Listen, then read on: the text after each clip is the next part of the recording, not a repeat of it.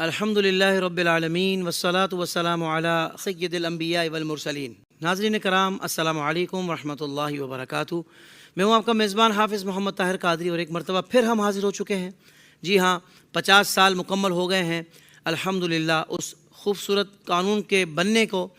1974 میں الحمدللہ منکرین ختم نبوت کا ایک گروہ، مرزائی گروہ، کہ جس کو پاکستان کے آئین میں غیر مسلم اقلیت قرار دیا گیا اور بتا دیا گیا، بالکل کیٹیگوریکلی واضح طور پر بتا دیا گیا، اور آج اس بات کو 50 سال مکمل ہو گئے ہیں الحمدللہ۔ اہل محبت، اہل عقیدت، بلکہ اہل اسلام گولڈن جوبلی منا رہے ہیں اور عقیدت کا اظہار کر رہے ہیں، اور اس عزم کا بھی اظہار کر رہے ہیں کہ تحفظ عقیدہ ختم نبوت ہم نے کرنا ہے، اور انشاءاللہ ہر پلیٹ فارم پہ کرنا ہے، ہر موقع پہ کرنا ہے، ہر جگہ کرنا ہے، اور جس انداز سے ضرورت ہوئی اس انداز سے کرنا ہے۔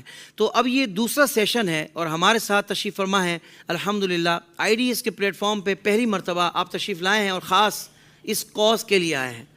ورنہ ظاہر بات ہے کہ پہلے بھی آپ کو ہم نے دعوت دی، مگر آپ نے خاص طور پر ہمیں وقت جو عطا فرمایا وہ عقیدہ ختم نبوت کے لیے عطا فرمایا ہے، کیونکہ گراؤنڈ پر آپ کی بڑی شاندار اس حوالے سے نمایاں آپ کا کام ہے، بہترین کام ہے، اور آپ بہت وہ کہتے ہیں نا کہ بہت اچھے انداز سے، بڑی ٹیم کے ساتھ اور بہت ہی منظم انداز سے اس حوالے سے ورکنگ کر رہے ہیں، اور آپ نے بڑی گہری نگاہ رکھی ہوئی ہے، اور جہاں جہاں ضرورت پڑتی ہے وہاں وہاں آپ صفایا بھی کرتے جاتے ہیں، وہاں وہاں سے وہ جو غلاظتیں ہیں ان کو دور بھی کرتے جاتے ہیں۔ آپ کا اپنا ایک انداز ہے۔ جی ہاں، میری مراد حضرت علامہ مولانا سید زمان علی جعفری صاحب دامت برکاتہم العالیہ، آپ سربراہ ہیں اہل سنت ہیلپ ڈیسک کے، اور آپ سربراہ ہیں علامہ سید شاہ تراب الحق قادری فاؤنڈیشن کے۔ تو میری جانب سے السلام علیکم ورحمۃ اللہ وبرکاتہ۔ وعلیکم السلام ورحمۃ اللہ وبرکاتہ۔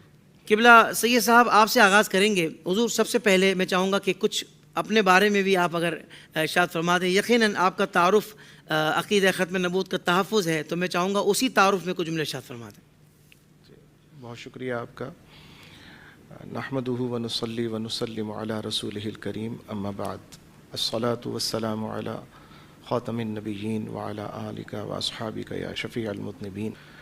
فقیر سید زمان علی جعفری قادری، میں الحمدللہ گزشتہ کافی عرصے سے دینی حوالے سے بزرگان دین کی سرپرستی میں خدمات دینیہ کی سعادتیں مل رہی ہیں، جس میں الحمدللہ گزشتہ 32 سے 34 سال ہو گئے ہیں۔ 1990 سے 2024 جب میں میٹرک میں تھا اور 14 سال میری عمر تھی، اللہ تعالیٰ نے مجھ پر بڑا جو فضل ہوا ہے، بہت سے فضل و اکرام، ان میں ایک بہت بڑا فضل یہ ہے کہ مجھے حضور تاجدار اہل سنت، مرد مومن، مرد حق، علامہ سید شاہ تراب الحق قادری رحمۃ اللہ علیہ کی صحبت بابرکت میں اللہ نے مجھے پہنچایا۔ سبحان اللہ، سبحان اور اللہ۔ وہ عمر وہ ہوتی ہے کہ جو عمر شعوری طور پر ابتدا شعور کی ہو رہی ہوتی ہے، اس وقت واقعی اگر کوئی سایہ میسر آ جائے، سرپرستی میسر آ جائے، تو انسان بن بھی جاتا ہے اور بگڑ بھی جاتا ہے اگر میسر نہ آئے تو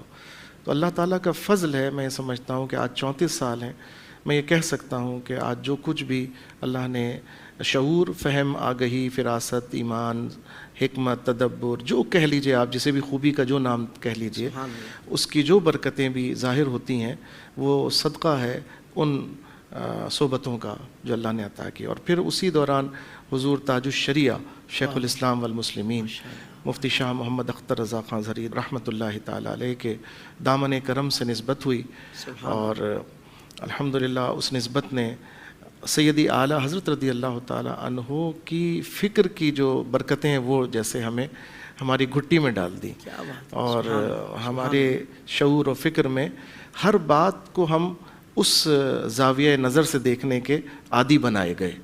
تو الحمدللہ وہی بزرگوں کا فیضان جاری ہے۔ اور پھر سن 2013 میں حضور امیر المجاہدین کی محبت دل میں پیدا ہوئی جب میں نے ان کی پہلی تقریر سنی، اور میں اس زمانے میں مدینہ منورہ میں رہتا تھا، تو بس وہ جو ان کا انداز تھا نا، اس نے دل میں ایک ہلچل سی مچا دی۔ کیا بات۔ اور پھر اس کے بعد میں وہاں سے آتا رہا ان کی خدمت اور زیارت کے لیے، اور پھر شاہ صاحب علیہ رحمہ کی مشاورت سے ہی، یعنی ان سے پوچھ کر میں جو بھی قدم اٹھاتا تھا کوشش کرتا تھا کہ حضرت کے علم میں لاؤں، اعتماد میں لوں اور پھر وہ کام کروں. تو جب میں نے ان سے ملاقات کی تو حضرت سے میں پوچھ کر گیا، اور واقعی وہ اس وقت سے آج تک یہ تینوں بزرگوں کا فیض جو ہے میں اپنے اندر پاتا ہوں. تو بس یہ سب میں چاہوں گا کہ اہل سنت ہیلپ ڈیسک یہ آپ نے ماشاءاللہ قائم کیا، اس کی کیا اغراض و مقاصد ہیں اور یہ کب سے کام کر رہا ہے اور کیا انداز ہے کام کرنے کا؟ بیسیکلی اہل سنت ہیلپ ڈیسک کا آغاز سن 2018 سے ہوا. اچھا. اور اس میں دراصل بات یہ تھی اس کے قائم کرنے کی وجہ کہ میں پہلے ایک تنظیم کی ذمہ داری سے وابستہ تھا، لیکن کچھ معاملات کے سبب میں نے محسوس کیا کہ میں اس ذمہ داری پہ رہتے ہوئے اپنے عزائم جو ہیں ان کو پورا نہیں کر پا رہا ہوں. کچھ بیریئرز ہوتے ہیں، کچھ تنظیمی رکاوٹیں ہوتی ہیں، نظم و ضبط کی پابندی ہوتی ہے. ٹھیک. تو پھر میں نے جب وہاں سے مجھے رعایت ملی، رخصت ملی، تو میں اپنے ان عزائم کی پورا کرنے کے لیے، ان کو بروئے کار لانے کے لیے میں نے ایک پلیٹ فارم ترتیب دیا، اور اس نیت سے کہ اہل سنت میں کہیں یہ نہ تاثر ہو کہ مکھی پہ مکھی بٹھا دی ہے، بلکہ ہم ایک ایسا کام کریں جو سب کر رہے ہیں ان کی معاونت کریں، اور جہاں کسی کی نظر نہیں جا رہی، کوئی گیپ ہے، کوئی خلا ہے، تو ہم وہ کام کریں. بہت خوب. اور پھر اسی میں ایک شعبہ ہم نے لیگل کا ترتیب دیا. تو الحمدللہ جب بھی مسائل اہل سنت میں، عوام اہل سنت پر آئے تو ہم نے لیگل حوالے سے خدمات انجام دی. ماشاءاللہ ماشاءاللہ سبحان اللہ.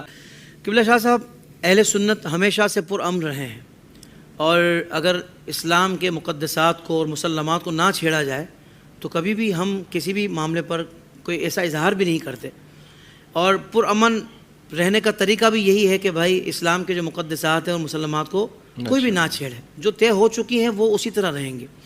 قبلہ آپ، اور پھر دوسری بات، مین بات یہی ہے کہ کوئی بھی معاملہ ہو سب سے پہلے ہم قانونی جو راہ ہے نا ہم اسی کو اپناتے ہیں، اور ہماری کوشش اہل سنت کی ہمیشہ سے یہی رہی ہے کہ چونکہ ایک بات قانون میں موجود ہے، آئین میں موجود ہے، اس کو آئین کے مطابق حل کیا جائے، یہی ہمارا مطالبہ ہوتا ہے. تو میں چاہوں گا حضرت کہ اس راہ میں، تحفظ عقیدہ ختم نبوت کی راہ میں آپ قانونی طور پر جو جد و جہد کر رہے ہیں، میں چاہوں گا اس کا کچھ ذکر ہو جائے. جی جزاک اللہ. یہ بالکل آپ نے بجا فرمایا کہ ہم اہل سنت کی تربیت ہمارے اکابر نے اسی طرح کی ہے. ہمارے اکابر نے بھی آئینی اور قانونی راستہ اختیار کیا، اور ہمیں بھی یہی سکھایا ہے الحمدللہ. اسی لیے اہل سنت کبھی بھی کسی فتنہ اور فساد میں کبھی شریک نہیں رہے. ملک میں مختلف مکاتب کے نام آتے رہے، لیکن اہل سنت وہ گروہ ہے اور سواد اعظم ہے الحمدللہ کہ کبھی بھی ہمارے کسی بھی شخص کو دہشت گرد کے طور پہ پیش نہیں کیا گیا الحمدللہ. کیا بات ہے. اور یہ ہمارا بزرگوں کا مقولہ بھی مشہور ہے کہ بھئی ہم بارودی نہیں درودی ہیں الحمدللہ. تو اللہ کا شکر ہے. لیکن یہ بات بھی مطلب اس پہ رہنی چاہیے ریکارڈ پر کہ جب بھی حضور علیہ الصلاۃ والسلام کی ناموس اور عزت اور ختم نبوت کی تحفظ اور ناموس مقدسات کا معاملہ آیا ہے تو ہمیشہ نعرے لگانے کا معاملہ الگ ہے، لیکن بڑھ کر میدان عمل میں اپنے آپ کو پیش کرنا، قربانی دینا اور اس کی حفاظت کرنا، یہ صحرا بھی اہل سنت کے سر سجا ہے الحمدللہ. جیسا کہ ابھی فرحان بھائی نے جو تاریخی حوالوں سے پوری ایک سیریز بتائی ہم کو، اور اس کا پورا ایک پس منظر بتایا، آئینی کردار بتایا، تو اس میں بھی آپ دیکھیں کہ الحمدللہ پارلیمنٹ میں ایک آئینی کردار ادا کیا گیا، اس تحریک کو تشدد سے بچایا گیا. اور ہمیں بھی یہ راستہ ہمارے یعنی ان اکابر نے، حضرت مولانا، اس میں میں چند نام اگر آپ اجازت دیں تو میں عرض کروں، اس میں علامہ عبدالحامد بدایونی صاحب کا بھی بہت بڑا کردار ہے. یہ بہت بڑے لوگ ہیں. اصل میں حضور قبلہ شاہ صاحب جن کا تذکرہ ابھی حضرت نے کیا، قائد اہل سنت، وہ تو پارلیمنٹ میں پارلیمانی وہ تھے، سربراہ تھے. جمعیت علماء پاکستان کے سربراہ بیسیکلی پہلی وہ علامہ عبدالحامد بدایونی رحمۃ اللہ علیہ تھے. اور پھر ماشاءاللہ یہ سعادت بھی اللہ نے اعلیٰ حضرت رحمۃ اللہ تعالیٰ علیہ کے ماننے والوں کو ہی عطا فرمائی. کیا بات ہے. آپ یہ دیکھیے کہ حضرت قبلہ قائد اہل سنت مولانا شاہ احمد نورانی صدیقی کن کے بیٹے ہیں؟ حضرت مبلغ اسلام مولانا شاہ عبد العلیم صدیقی مدنی میٹھی رحمۃ اللہ علیہ کے بیٹے جو اعلیٰ حضرت کے خلیفہ، اور حضرت کے ساتھ جیسا ابھی انہوں نے مسلم کی تعریف پڑھ کے سنائی ہے، آپ حیران ہوں گے سن کر کہ یہ تعریف شامل کرنے والی ذات جو ہے وہ شیخ الحدیث علامہ عبد المصطفیٰ اظہری رحمۃ اللہ علیہ کی، اللہ اکبر، جو کن کے صاحبزادے ہیں؟ حضور صاحب بہار شریعت اعلیٰ حضرت کے سب سے بڑے خلیفہ مولانا صدر الشریعہ امجد علی اعظمی صاحب کیا بات رحمۃ اللہ ہے، علیہ۔ یہ بھی فیضان اعلیٰ حضرت فیضان چلتا ہوا آ اعلیٰ رہا حضرت سے ہے دیکھیں آپ جہاں دیکھیں، اور ان کے ساتھ تھے شیخ الحدیث مولانا محمد ذاکر جھنگوی رحمۃ اللہ علیہ، اور ان کے ساتھ تھے مولانا سید محمد علی صاحب برکاتی رحمۃ اللہ تعالیٰ علیہ، اور مطلب جن کو بھی دیکھیں گے آپ تو ان سب کا کنیکشن جڑے گا جا کر اعلیٰ حضرت رحمۃ اللہ علیہ۔ بیسیکلی فیض جو ہے وہ بریلی کا چل رہا ہے، بے شک، تاجدار بریلی کا چل رہا ہے، سبحان کیونکہ وہیں سے تو سکھایا گیا کہ انہیں جانا انہیں مانا نہ رکھا غیر سے کام، کیا کہنے، للہ الحمد میں دنیا سے مسلمان گیا۔ تو الحمدللہ یہی چیز جب ہم نے سیکھی تو پھر ہم نے بھی اس بات کا اندازہ لگایا کہ 48 برس اس قانون کو جب بنے ہوئے آج سے 2022 کی بات کر رہا ہوں، فیبرری 2022 ہم نے ان کے خلاف قانونی جدوجہد 16 فروری 2022 سے شروع کی۔ ہم نے اس وقت یہ غور کیا کہ 48 سال ہو گئے اور ان کے خلاف قانون بھی بن چکا ہے، لیکن ان 48 سالوں میں اگر عمومی طور پہ دیکھا جائے تو ملک میں قادیانیت کمزور نہیں بلکہ طاقتور نظر آ رہی ہے بظاہر، اور پہلے اگر یہ کم تھے، سننے میں کم آتے تھے، اب بہت بڑھ گئے ہیں، اب بہت زیادہ دکھ رہے ہیں۔ تو یہ کیا ہوا؟ ہونا تو چاہیے تھا کہ یہ شرنک ہوتے، سکڑتے، لیکن یہ تو ایکسپینڈ ہو گئے، یہ تو پھیل گئے اس میں۔ تو کیا وجہ ہے؟ جب میں نے اس پہ غور کیا اور مشاورت کی، علماء سے بھی بات کی، تو یہ سمجھ میں آیا خلاصہ کہ ان کا رد ہر مقام پہ ہوتا رہا، ہمارے اکابر، ہمارے بزرگ، ہمارے علماء ہر مقام پہ، محراب و منبر ہو، اسٹیج ہو، یا پریس کانفرنس ہو، یا تصنیف ہو، تالیف ہو، تقریر ہو، تبلیغ ہو، تدریس ہو، ہر لحاظ سے ہوتا رہا، مگر جو قانونی شعبہ تھا اس ذرائع سے ان کے تدارک کی کاوشیں وہ نہیں ہو سکیں جو ہوتی، اور اگر وہ ہوتی تو ہو سکتا ہے کہ اس کا دوسرا نتیجہ بھی سامنے آتا۔ اور یہ سعادت بس اللہ تعالیٰ نے سمجھیے کہ ہمیں اس طرف توجہ، یہ اللہ نے ہی ہماری کرائی ہے، یہ اس کا فضل ہے کہ پھر الحمدللہ ہم نے ان کے خلاف 9 مقدمات اب اس وقت ہم فیس کر رہے ہیں، جس میں 3 مقدمات انہوں نے ہمارے خلاف کیے ہیں اور 6 مقدمات ہم نے ان کے خلاف کیے ہیں۔ واہ واہ، انشاءاللہ اس کی تفصیل میں عرض کروں گا۔ سبحان اللہ۔ شاہ صاحب آپ کی طرف آؤں گا، حضور یہ ارشاد فرمائیے گا کہ اب دائرہ کار آپ کا کیا ہے منکرین ختم نبوت کے خلاف قانونی جد و جہد کا، یعنی کس انداز سے آپ کر رہے ہیں، کن کن لوگوں سے آپ کا ملنا ہوتا ہے، اور یہ بھی ساتھ بتائیے گا کہ شہری علاقوں میں اور دیہی علاقوں میں کیا یکساں صورتحال ہے جو منکرین ختم نبوت اپنا کام کر رہے ہیں یا مختلف ہے؟ بالکل آپ کی بات بہت ہی اہم ہے، سوال بھی آپ کا، کہ اس کو ہمیں دونوں لحاظ سے سمجھنے کی ضرورت ہے کہ شہری اعتبار سے اور دیہی اعتبار سے لوگوں میں اویئرنیس کا سب سے پہلے معاملہ ہے۔ اویئرنیس کا لیول میں سمجھتا ہوں کہ اب تو اللہ کے فضل سے، اور اس میں بہرحال میڈیا اور سوشل میڈیا کا بہت بڑا کردار ہے کہ جو اویئرنیس لیول اب لوگوں کے پاس ہے، اور اس کی وجہ یہی ہے کہ لوگوں کے پاس موبائل موجود ہے، لوگوں کے پاس فیسلٹیز موجود ہیں، پہلے اتنی فیسلٹیز تھی نہیں۔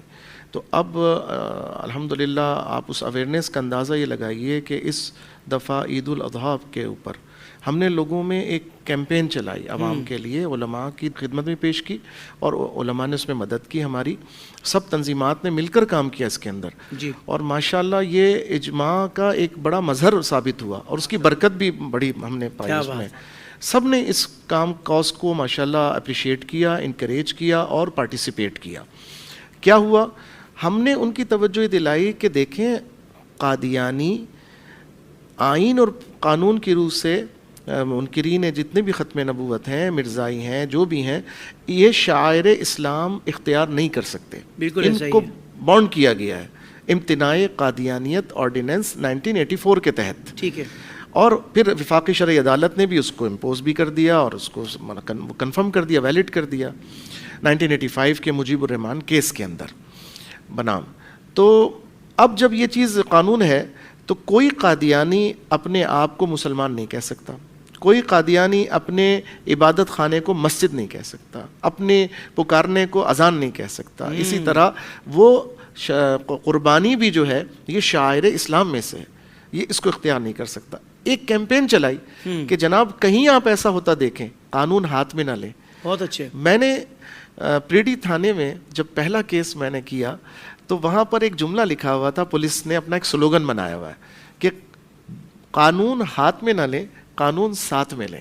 واہ واہ واہ. تو میں نے اس کو پکڑ لیا اس جملے کو, اور اب میں لوگوں کو یہی کہتا ہوں کہ قانون ہاتھ میں نہ لیں, قانون ساتھ میں لیں. کیا بات ہے. واہ. تو آپ نے کیا کرنا ہے, آپ نے جہاں یہ دیکھنا ہے کوئی قادیانی ہے, ڈیفینیٹ قادیانی ہے, اور وہ قربانی جو ہے وہ کر رہا ہے, شاعر اسلام کی خلاف ورزی کر رہا ہے, تو یا اس کو اپنا رہا ہے, تو اپنا سکتا نہیں ہے, قانون کی خلاف ورزی ہے, یہ آئین کی خلاف ورزی ہے. 298B اور C جو ہے وہ اس پر لگتی ہے اس کے اس میں. تو آپ نے کیا کرنا ہے, آپ نے نہ پکڑنا ہے, نہ لڑنا ہے, نہ جھگڑنا ہے, آپ نے صرف 15 پہ کال کر کے پولیس کو بلا لینا ہے اور ان کے سامنے بولیں دیکھیں یہ ہے ہمارا مدعا, اس کو آپ گرفتار کریں, ریاست اس کا مقدمہ لڑے, کیونکہ اب یہ بانڈنگ بھی ہے کہ ایسے کیس ریاست مدعی ہوتی ہے, تو ریاست اس کا مقدمہ لڑے. بہت اچھے. تو ہم نے الحمدللہ یہ اویئرنیس پیدا کی. الحمدللہ ہم سے مراد جب میں کہتا ہوں تو یہ سب شامل ہیں اس کے اندر. تو اللہ کا شکر ہے, آپ دیکھیں اس وقت وہ لیول اتنا ہائی ہوا کہ کہیے صحیح جگہ ہاتھ رکھا نا, گلا پکڑا غیر مسلم کا اور منکر کا, تو چیخیں امریکہ اور یورپ سے سنائی دی ہیں. اور پھر وہ جو آپ ارشاد فرما رہے تھے شہری اور دیہی علاقوں کا فرق. ہاں, اب اس کا ویسے تو اب سوشل میڈیا کی وجہ سے اتنا فرق نہیں ہے, نہیں رہا, ٹھیک ہے, سوشل میڈیا کی وجہ سے, لیکن بہرحال دیہی علاقوں میں برادری ازم زیادہ ہوتا ہے. ہم نے یہ بات کیسز کے اندر یہ دیکھی کہ بعض لوگوں نے کیس میں ہمیں بتایا کہ ہمارے علاقے میں برادری میں میرے تایا جو ہیں وہ مطلب منکر ہیں, میرے فلاں جو ہیں وہ منکرین ہیں, لیکن ہماری برادری میں جب شادی بیاہ ہوتا ہے تو سب کو بلایا جاتا ہے بینگ برادری. یہ نہیں دیکھا جاتا کہ یہ مطلب منکر ختم نبوت ہے, یہ نہیں دیکھا جاتا کہ یہ گستاخ ہے, یعنی اس معنی میں گستاخ ہے. تو یہ ہے مسئلہ برقرار ہے, لیکن الحمدللہ اب اس طرف بھی لوگ آ رہے ہیں. اور ایک میرے جاننے والوں میں ایک نوجوان لڑکا, اس نے بڑی بہادری کا مظاہرہ کیا, حالانکہ اس کے دادا بھی وہی تھے, حالانکہ اس کا تایا بھی وہی تھا, اچھا, لیکن اس کا والد جو ہے وہ الحمدللہ صاحب ایمان تھا, بچے صاحب ایمان ہوئے. اس نے جب یہ ہوتا ہوا دیکھا نا, اس نے مقدمہ دائر کر دیا, پولیس بلا لی, ٹھیک ہے, اور اپنی ہی عزیزوں کو گرفتار کروا دیا. واہ واہ. اپنے ہی عزیزوں کے خلاف کام کیا اور جنگ بدر کا وہ سما پیدا کر دیا. سبحان اللہ. جب اہل ایمان نے اہل کفر میں, حالانکہ وہ ان کے عزیز تھے, کسی کا کوئی باپ تھا, کسی کا کوئی ماموں تھا, کسی کا کوئی عزیز تھا, بیٹا تھا, حالانکہ کوئی بھی تھا, انہوں نے وہ کچھ نہ دیکھا, برادری ازم نہ دیکھا, انہوں نے دیکھا کہ یہ ہمارے آقا کا وفادار ہے یا نہیں ہے صلی اللہ علیہ وسلم. معیار محبت اور معیار تعلق وہ حضور سے وفاداری ہے, حضور پر ایمان ہے. اور قبلہ شاہ صاحب یہ کوئی اتنی حیرت والی بات بھی نہیں ہے, کیونکہ جو مطلب کسی بھی ملک کی سرحدوں کے جو محافظ ہوتے ہیں, جب اپنے وطن کو بچانے کی بات آتی ہے تو یہ تھوڑی دیکھتے ہیں کہ رشتہ دار ہے کہ نہیں ہے, وطن پر تھوڑی آنچ آنے دیتے ہیں. وہ جب وطن کے لیے اتنے جب وطن کے لیے معاملہ ہے جو کہ آپ خالص ایمان نہیں ہے, یعنی ایمان کا آپ کوئی حصہ کہہ سکتے ہیں, وہ بھی اگر نیت درست ہوں تو آپ ادھر تو سر آپ جغرافیائی سرحدوں کا معاملہ یہ ہے, تو پھر نظریاتی سرحدوں کا معاملہ کیا ہوگا؟ اور جو خاص عقیدہ ہو, دینی ضرورت ہو, دینی عقیدہ ہو, تو پھر اس کے معاملے میں انسان کو کیسا ہونا چاہیے. لیکن آپ نے بڑی کمال گفتگو فرمائی ہے کہ ہم بالکل وہ قانون کو ہاتھ میں نہیں لیتے بلکہ قانون کو ساتھ میں لیتے ہیں. کیا کہنے ہیں, سبحان اللہ. شاہ صاحب, قبلہ صحیح صاحب, منکرین ختم نبوت کے خلاف آپ کی جد و جہد تو قانونی ہے, لیکن مد مقابل ان منکرین کا جوابی رد عمل کیا آتا ہے, پھر ان کا کیا ریئیکشن ہوتا ہے؟ بلکہ ریئیکشن تو دیکھا جائے تو ہمارا ہوتا ہے حضرت, ایکشن تو وہ کرتے ہیں. اگر وہ اتنا برا ایکشن نہ کرے, ایکٹ نہ کرے, تو ہم ریئیکشن دینے والے تو لوگ نہیں ہیں. کیا خیال ہے؟ بالکل. اس میں ہم نے جو محسوس کیا اور مشاہدہ ہوا ہے, یہ تو دیکھیے, ایک ہیں منکرین خود, اور ایک ہیں وہ جن کے پروردہ ہیں, جو ان کے کہیے کہ مائی باپ ہیں, جو ان کو چلاتے ہیں, جو ان کو پیچھے سے سپورٹ کرتے ہیں. جی, تھنک ٹینک بھی اور پورے سپورٹر. تو ہم یہ دیکھتے ہیں کہ ہم جب سے قانونی طور پہ ان معاملات کو شروع کیا ہے تو یہ زیادہ فوکس ہوا، تو اس لیے زیادہ محسوس ہونے لگا. پہلے بھی ہوتا ہے، تکلیف میں تو پہلے سے تھے اہل سنت سے. اور یقیناً جس طرح شیطان کو پڑھنے والی ہر کنکری شیطان کو لگتی ہے حجاج کی طرف سے، جی تو ختم نبوت کے وفاداروں کا کوئی بھی اقدام ہو وہ ختم نبوت کے منکرین کو چبھتا ہے اور تکلیف پہنچاتا ہے، چاہے وہ کسی بھی پلیٹ فارم سے ہو اور چاہے وہ کسی بھی نام سے ہو. تو ہم نے یہ دیکھا کہ جو ان کے لینڈ لارڈ ہیں کہہ لیں، جو ان کے مائی باپ ہیں، جو ان کے اصل ہیں، وہ چیخ پکار وہاں شروع ہوتی ہے. اور میں نے بزرگوں سے ایک مقولہ سنا ہے، غالباً حضرت شیخ مجدد الفسانی شیخ احمد فاروقی سرہندی رضی اللہ تعالی عنہ، آپ سے کسی نے پوچھا کہ حضور اس قدر دین کے نام لیوا ہیں لوگ، تنظیمات ہیں، لوگ ہیں، شخصیات ہیں، عالم کہلاتے ہیں، ہم کس کو صحیح جانیں؟ اتنے مختلف بیان کرنے والوں میں ہر ایک دعوے دار ہے ہم صحیح ہیں، ہم حق پر ہیں قرآن و حدیث کے، تو آخر ہم کیسے جانیں کہ کون صحیح ہے، کس کا موقف درست ہے؟ اچھا، یہ سوال آج بھی دیکھا جا سکتا ہے، ہر دور کا سوال ہے یہ. صحیح ہے. تو آپ نے فرمایا بہت آسان ہے اس کا جواب. ہاں، لوگوں نے کہا حضور یہ تو بہت مشکل.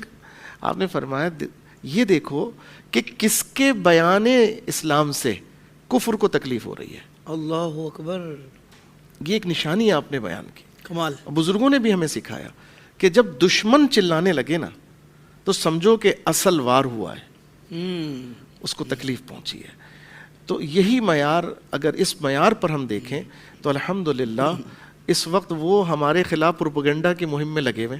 صحیح. ریئیکشن جو آپ نے جیسے بظاہر پوچھا ہے کہ اس عمل کا ریئیکشن کیا ہو رہا ہے آپ کے اس سارے کام کا، تو جناب وہ اس وقت بلبلا رہے ہیں، تکلیف میں ہیں، وہ انٹرنیشنل ہیومن رائٹس کی دہائیاں دے رہے ہیں، وہ چینل استعمال کر رہے ہیں. تو الحمدللہ اس وقت وہ تکلیف میں، اور انہوں نے اپنا دشمن نمبر 1 جو ہے وہ اہل سنت کو ڈکلیئر کیا ہوا ہے. قبلہ شاہ صاحب، مزید تھوڑا آگے کی بات کرتے ہیں کہ ہم نے بارہا دیکھا ہے کہ منکرین ختم نبوت سے متعلق کوئی بھی معاملہ ہو تو سوشل میڈیا، پرنٹ اور الیکٹرانک میڈیا پر اقلیتوں کے حقوق کا بڑا چرچا شروع ہو جاتا ہے. عید الاضحیٰ والا معاملہ بھی، اس کی مثال بھی سامنے ہے. تو اس حوالے سے اہل سنت ہیلپ ڈیسک کا کیا کردار ادا رہا؟ یعنی ان باتوں کو سمجھانے کے لیے یا مختلف جو شعبہ ہے زندگی سے تعلق رکھنے والے لوگ ہیں ان تک اس اویئرنیس کو پھیلانے کے لیے کیا کردار رہا؟ اس میں بہت بڑا ابہام ہے. اس بات سمجھنے کے لیے پہلے ہمیں ایک مسئلہ سمجھنا پڑے گا. جیسا کہ فرحان بھائی نے بتایا کہ قانوناً 1974 میں آئین کی ترمیم کے ذریعے، اور یہ دوسری ترمیم تھی، اس کے ذریعے منکرین ختم نبوت کو، مرزائیوں کو، لاہوریوں کو، جس نام سے، اور نام نہاد احمدی، ان سب کو غیر مسلم اقلیت قرار دے دیا. صحیح. مگر یہ بضد رہے کہ ہم غیر مسلم نہیں ہیں، حالانکہ یہ متفقہ طور پر ہوا. اور میں اس کا ایک لطیفہ بھی آپ کو سنانا چاہتا ہوں جو بڑے شاہ صاحب علیہ رحمہ ہمیں بتایا کرتے تھے. آپ نے فرمایا کہ کچھ لوگ جو ہیں وہ نہیں سمجھ رہے تھے، پارلیمنٹیرین، کہ جناب یہ علماء آپ کیوں بضد ہیں جب وہ کہہ رہے ہیں ہم مسلمان ہیں. جب یہ بحث چل رہی تھی اسی دوران، تو جب یہ کہہ رہے ہیں کہ ہم مسلمان ہیں، ہم کلمہ پڑھتے ہیں، ہم حضور کو آخری نبی مانتے ہیں، تو آپ پھر ان کو کیوں کافر قرار دینے میں یا غیر مسلم قرار دینے میں بضد ہیں؟ انہوں نے فرمایا کہ ابھی یہ مسئلہ آپ کو سمجھ میں آ جائے گا. شیخ الحدیث علامہ عبد المصطفیٰ اظہری رحمۃ اللہ علیہ، بڑے ذہین، بڑے جہاندیدہ آدمی، وہ کھڑے ہوئے، انہوں نے مرزا سے پوچھا، جو ان کا ہیڈ تھا اس وقت موجود تھا اسمبلی میں، مرزائیوں کا مرزا ناصر ہیڈ جو تھا اس کو بھی بلایا گیا تھا، باقاعدہ اس سے جرا کی گئی تھی اور اس کو پورا موقع دیا. جیسا کہ فرحان بھائی نے بتایا کہ 50 گھنٹے، 90 گھنٹوں میں سے 50 گھنٹے تو صرف ان کو دیے گئے اپنا موقع بیان کرنے کے لیے. تو اس سے کہا کہ مرزا یہ بتاؤ کہ تمہارے جس کو تم نبی مانتے ہو، مرزا کانا جو ہے، مرزا قادیانی، اس کو اگر کوئی نبی نہ مانے تو تمہارے مذہب کے نزدیک وہ کون ہے؟ واہ. تو مرزا نے کہا ہمارے مذہب کے نزدیک وہ کافر ہے، وہ غیر مسلم ہے. تو حضرت نے ان معترض جو تھے مسلمان، جو سمجھنا چاہ رہے تھے، کنفیوز تھے، ان سے کہا جناب آپ ان کے نبی کو، جن کو یہ نبی مانتے ہیں، جھوٹے نبی، اس کو آپ نبی مانتے ہیں؟ میں نے کہا نہیں، میں تو کسی کو حضور کے بعد نبی نہیں مانتا، واہ، میرا تو ایمان ختم نبوت کے اوپر ہے۔ کہا بس اب آپ بتائیں مرزا صاحب کہ یہ تو آپ کے نبی کو نبی نہیں مانتے، تو آپ کے فتوے کے مطابق یہ کون ہوئے؟ اس نے کہا کافر۔ تو وہ جو کہنے والے تھے نا، انہوں نے کہا کافر میں نہیں، کافر تو ہے۔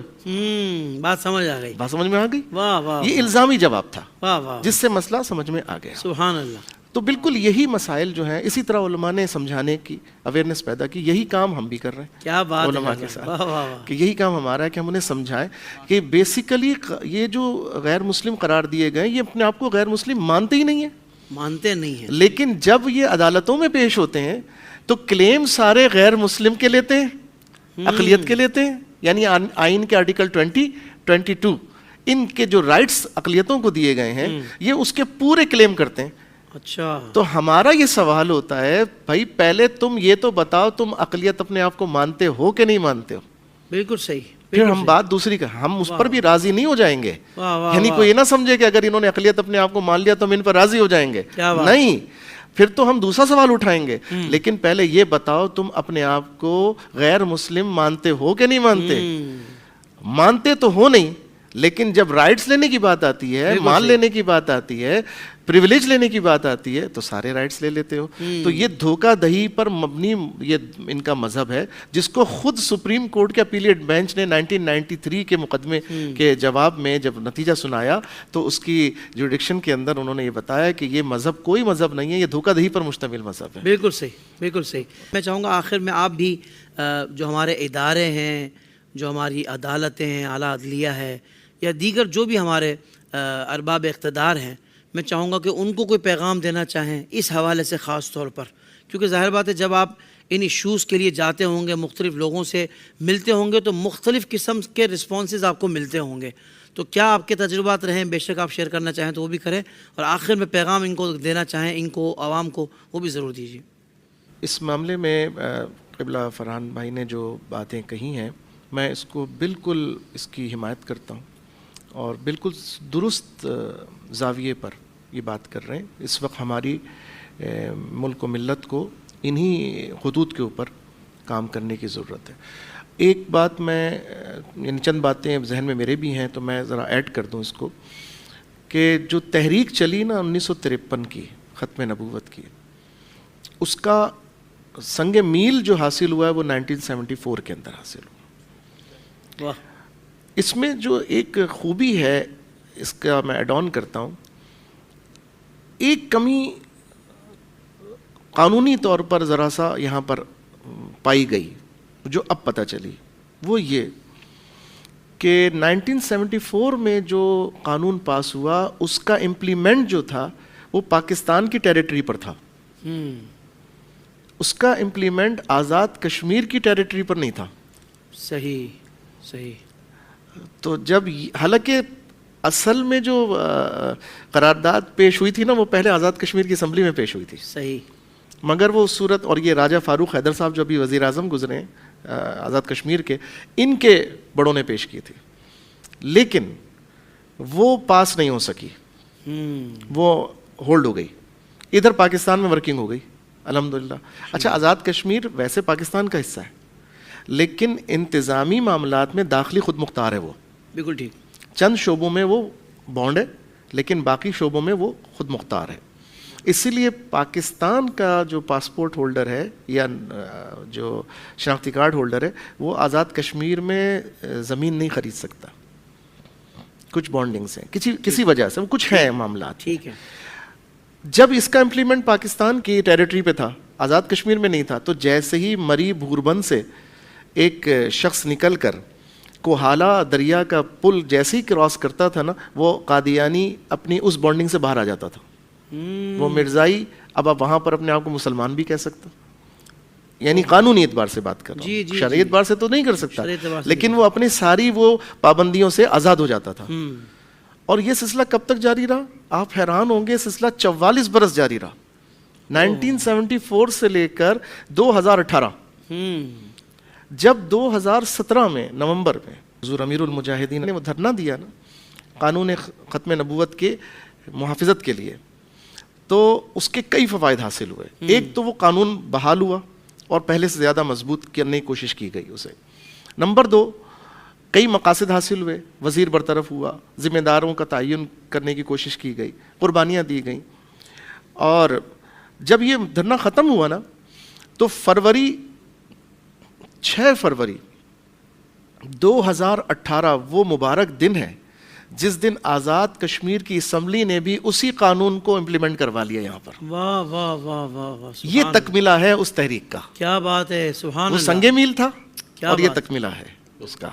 تو یہ اویئرنیس بھی ہونی لازم ہے کہ اس دور میں الحمدللہ انہی اکابر کی اولادوں اور وارثوں نے سبحان اللہ, الحمدللہ وفاداری اس دور میں بھی دکھائی ہے. اللہ ان کو جزائے خیر عطا فرمائے. اللہ ان سب کو جزائے خیر عطا فرمائے. ایک تو یہ بات میں کلیئر کرنا چاہتا تھا.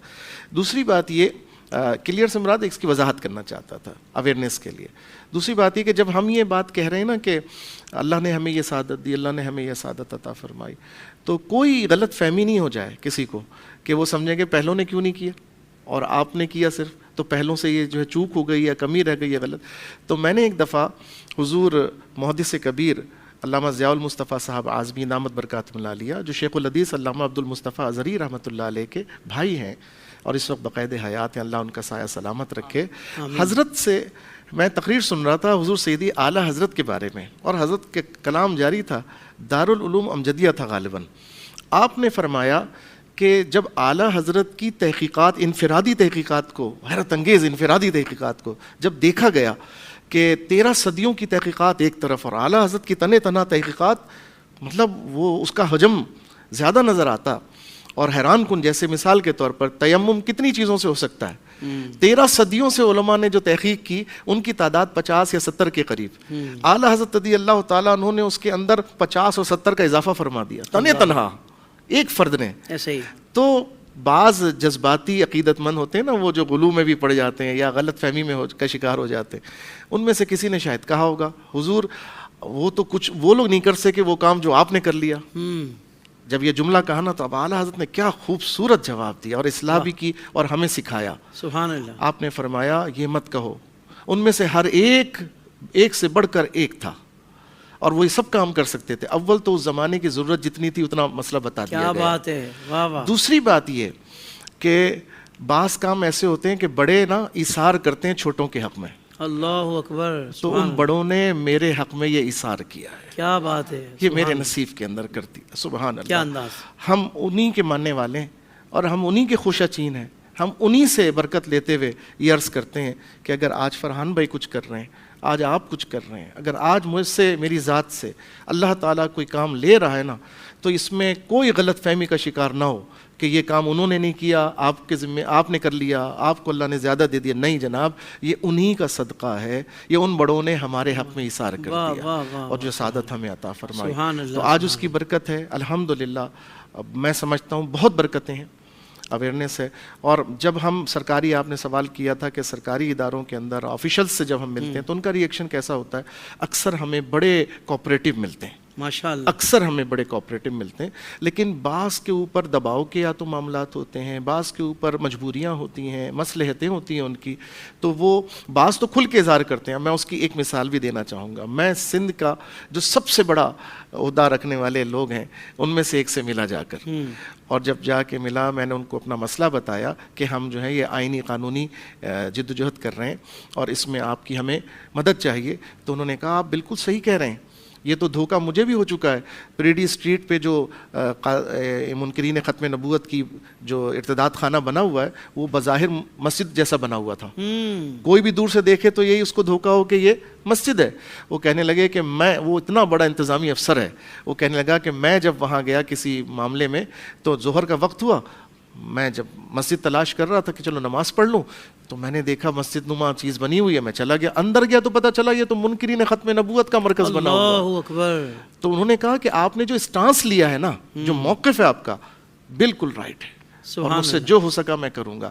ایک بہت بڑے افسر نے کہا میرا نام بھی غلام نبی ہے اور میں ہوں غلام نبی, اور میں بتاؤں کہ جب میں پہلا افسر لگا تو میری پوسٹنگ ان کے شہر میں ہوئی.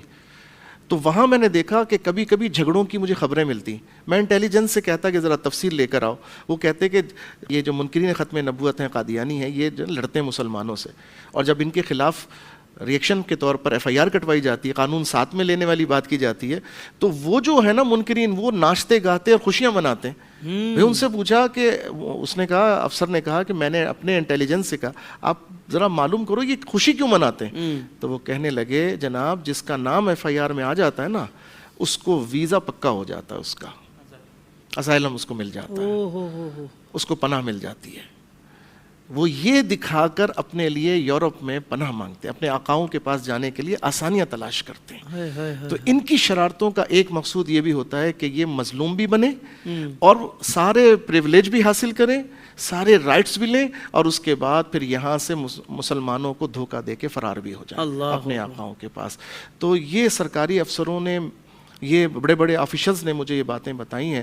بہرحال ہم ان کے لیے بھی دعا کرتے ہیں, ججز کے لیے بھی دعا کرتے ہیں, اور ہم جیسا فرحان بھائی نے کہا کہ ہمیں مدارس میں قانون پڑھانا چاہیے, آئین پاکستان پڑھانا چاہیے, قانون پاکستان پڑھانا چاہیے, قانون شریعت پڑھانا چاہیے. ساتھ ہی ساتھ میں یہ بھی اس میں ایڈ کروں گا کہ آپ مدارس دینیہ کے جو ہمارے مفتیان کرام ہیں, ہمیں اس وقت ایسے وکلاء, ایسے ججز, ایسے آفیشلز کی, بیوروکریٹس کی ضرورت ہے کہ جو دین بھی پڑھے ہوئے ہوں, جن کی نظریاتی بنیادیں مضبوط ہوں, اور پھر وہ آگے بڑھ کر دنیاوی لحاظ سے جب پریکٹس کریں گے تو انشاءاللہ پھر اسلام کا پرچم, ختم نبوت کا پرچم بلند ہوگا. سبحان اللہ. قبلہ سید زمان علی جعفری شاہ صاحب, آپ کا بہت شکریہ, اپنے وقت عطا فرمایا اور بہت کمال گفتگو فرمایا.